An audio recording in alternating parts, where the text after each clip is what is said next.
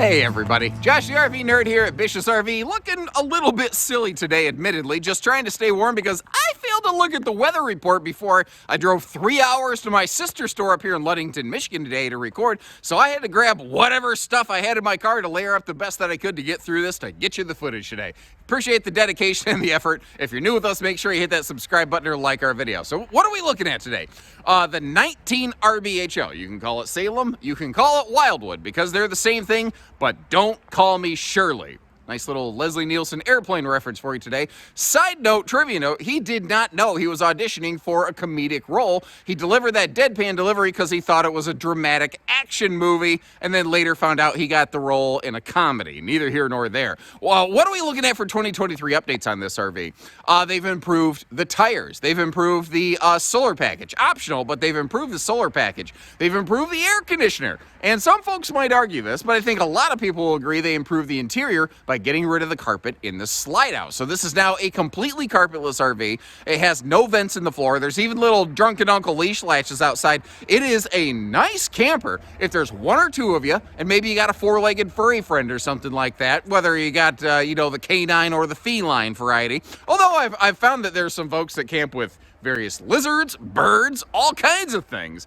And I really want to hope that it was a bird that was trained to talk that was swearing at me on my last trip, but neither here nor there. This RV gives us a front walk-around bed. It has a nice flat kitchen countertop that gives some really good prep space and a lot of storage in the kitchen. One of the other really awesome surprises in this one, I didn't really see coming, is the fact that it has a bathroom with a big rectangular shower instead of a little elbow-bashed radius shower. It's also got a couple little downfalls here and there. We're going to cover the good with the bad as we go today. And if you appreciate that approach, make sure you hit that subscribe button. Let's hop inside, and I'm going to get out of the wind. So when lots of brands build the same layout, why would you go with this one versus a different one? That's the kind of stuff I want to hit on in this video. What are the advantages and the drawbacks to the 19 RBHL? One of the main, I think, big hitter features here is the fact that they go with a full floor flush slide. And for 23, they've gone carpetless, which is excellent. And that gives them the opportunity to do more than just a generic jackknife sofa. They can, do a full-on theater seat like you saw right there. They can do a hide-a-bed. I believe even a U-dinette is available. Now, this is a small, lightweight camper. It's an open concept to make everything still kind of look and feel a little bit spacious and not so closed in. They've also standardized the larger 15,000 BTU air conditioner, which is a pretty cool feature. Now, I like to share, like I said, benefits and drawbacks, good and bad, in my videos. One of the things that might be an immediate deal breaker and all stop for somebody right there is the fact that that is a Camp Queen bed. The slide out, I'm kind of operating from memory here, but I'm eyeballing it, and I think when you close the slide, I don't believe there will be quite enough room to put a longer mattress in that. So if what you're looking for is a full 80-inch bed, there is kind of a way around it. You stick with a Camp Queen mattress, but what you do is go to a foam factory or something like that and get a 6-inch spacer block that you slot at the top of the bed when you get to your destination. You'll actually slide the bed down, pull it toward you, toward the living area of the RV, and then shove that spacer block in there. Now, once you put your pillow on, you're not really going to feel that spacer block, so it kind of serves the purpose, but it does mean jumping through that hoop. Maybe that doesn't work for you. I do like how they put full breeze windows all the way around in here. That is one of the things that the laminated Salem and Wildwoods do that the stick and tins do not necessarily.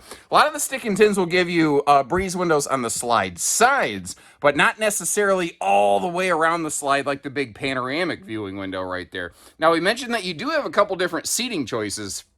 In terms of decor, though, they all come basically in HOA-approved brown.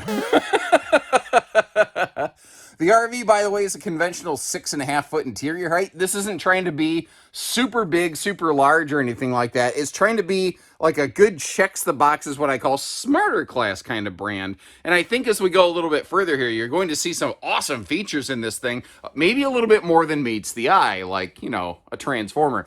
Beginning with the fact that we have blackout roller shades all the way around the living area of this one right here. And you might be wondering, where do I eat? Well, it comes with a little removable post-style table right there. Now, depending on like if you go with a dinette, then yeah, obviously you got a normal dinette table. There's sneaky little details on these, though, that I really, really like. Like, I love the fact that they actually include struts for the overhead flip-up doors above the bed. And a lot of brands that are coming in at a lot higher dollar points are not doing that right now, which actually really surprises me. Pardon me. I'm also a very big fan of those headboard power pockets. But the kitchen prep space, the fact that the kitchen countertop is all on one level, the total amount of kitchen storage area here, it's absolutely awesome for an RV this size. Under the sink, if I'm going to go looking for trouble and nitpick with a map and glasses, I love the fact that they gave us a big place for a wastebasket down there. I almost wish like one of the doors under the sink had a shelf in there just to really kind of maximize the storage. But I can come up with some solutions for that. I think overall they really nailed the kitchen on this very, very nicely. Now, you don't have normal traditional small utensil drawers. You got the pair of big drawers there, but I think a little silverware organizer could probably make that work. And what do you think about what they did right here? A lot of brands, when they shift from the kitchen to the entertainment, they will do a level change and they'll raise or lower that countertop up an inch or two or something like that. I kind of like when everything is left one level. It just feels like it's more functional, gives me more opportunities for prep area. Now, you may have noticed how that TV can pivot around. I'm going to park my backside over here on the theater seat, which is very, very cold right now. Good way for a man to get piles. That is not a phrase you hear very often in today's world anymore. So remember, that TV can pivot around, but when you sit down here, the door side window coverage isn't terrible. Admittedly, it does lack a window in the entry door, and that's one of those things that I am seeing some brands start to kind of to remedy. This brand focused on some other things this year, including some new floor plans that I'm really excited to get out for you later this season. I look like I'm a victim in a burn unit with this thing on. Anyway, I'll have to dig my black insulated one out. In the meantime, this is getting the job done. Sorry, you don't care. Anyway, what I was getting at, some people might look at that refrigerator and feel like the doors open the wrong way, basically. The good news, refrigerator doors and RVs on like a two-door swinging situation like that, they're reversible. They do that so that no matter where they install it on the floor plan, you can put it somewhere. I also want to mention you got the big farm sink here. And I get a question sometimes. I like to do a little Q&A sometimes in my videos as I go. Like, how are you supposed to wash and rinse dishes in something like this when it's only one basin? And there's a couple ways to do it. The first one is you start with only a little water in there, and as you rinse your dishes, it'll slowly raise the water level. And as you're rinsing your dishes, you're setting them off to the side in like a dish drying rack or something like that. So that's one way. Another way is to get like a big, I don't know, Tuppermade Rubberware. Okay, well, I'm just merging words together today. That firks, it fits and it works.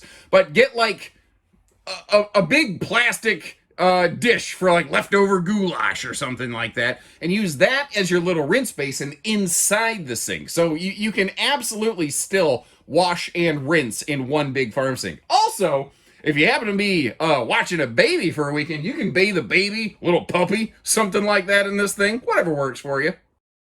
So if you have little questions like that, feel free to leave me a comment. Maybe I have an answer that's easy via text.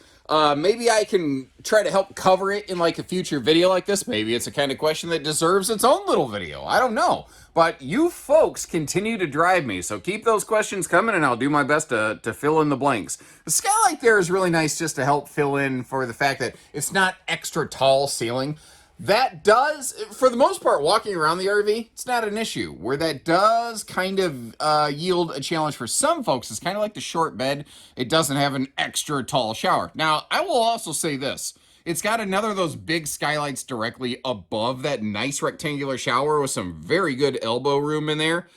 I didn't feel like it was a problem. So even being a little bit over 6 feet, it wasn't an issue for me. Pardon the propane tank cover and little odds and ends like that in there. Something else, a couple other little details here. You got the Rhino Beetle towel holder pair over here, his and hers, mine and yours, whatever you want to call it.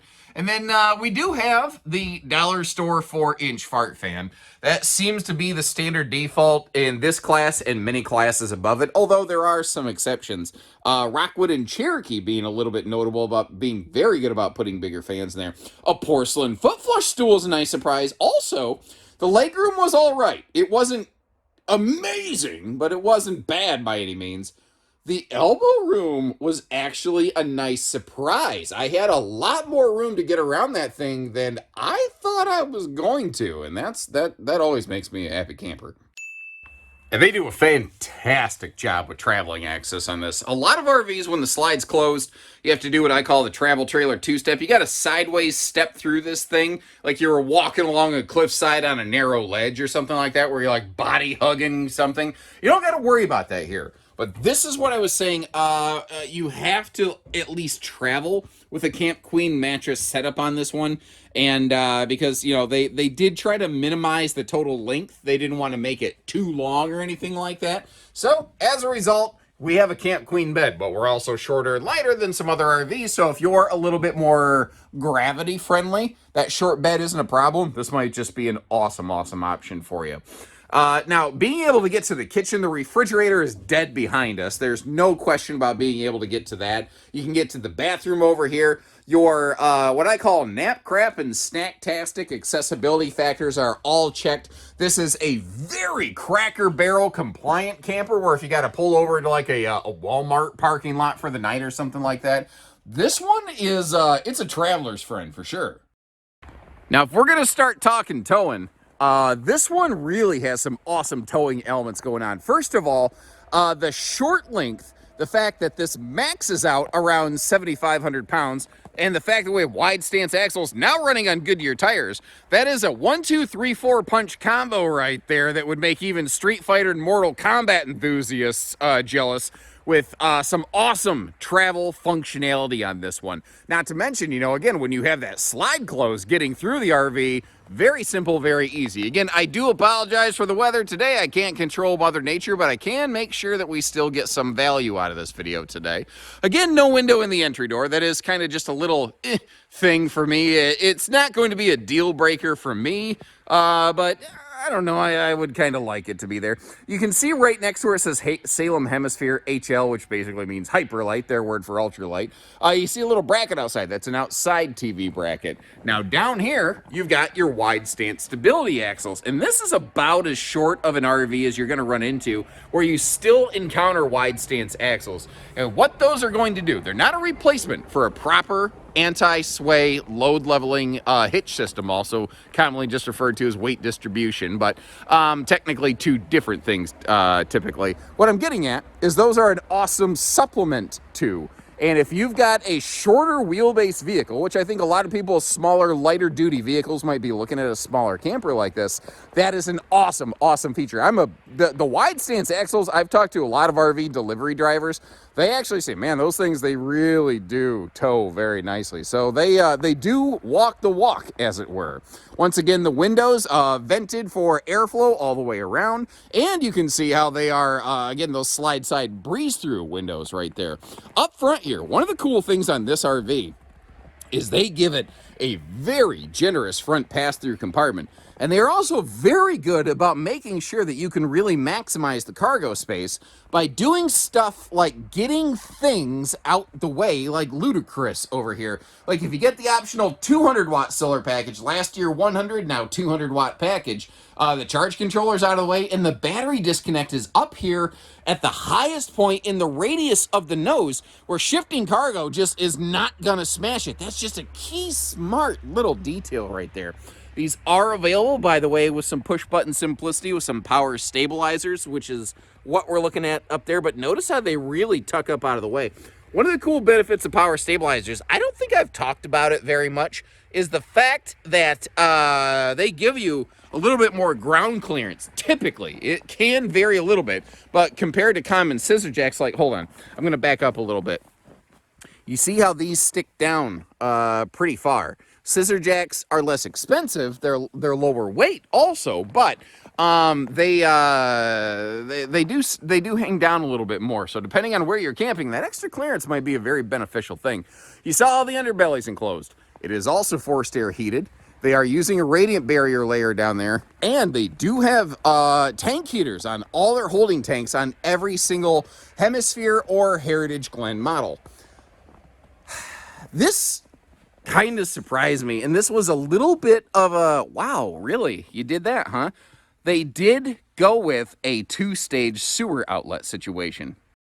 Now, usually when you're in a smaller camper like this, and I've seen this floor plan done a bunch of times with a single sewer outlet, you don't tend to see the double stage Sir Mix-a-Lot system right there. Well, the all I can guess is that due to the wide stance axles that most builders of this floor plan, don't use, that may have just prevented or caused a cross flow problem. I don't know. I'm only theorizing and guessing right there.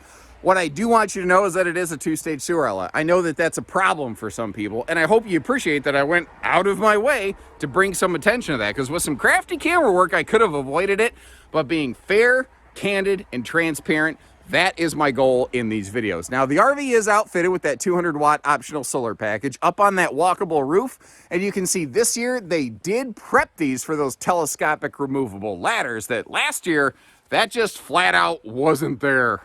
But what if you want something a little bit lighter? What if you want something with a true queen bed? What if you want something with a better solar package or a beefier weather package? All of those options exist, and I'm going to leave you some links in the video description when I'm not tripping on whatever ice chunks I just tripped on down here, so that you can check those videos. Also, I'll leave you a link where you can check for the pricing and availability of this, because it could vary greatly depending on which of our stores you're looking at, due to the shipping distance from one store to another from the heart of the manufacturing industry where these are built. These are only made in northern Indiana. Salem and Wildwood do have some other production facilities, but they pretty much only make the stick and tins. These are only made in northern Indiana right here.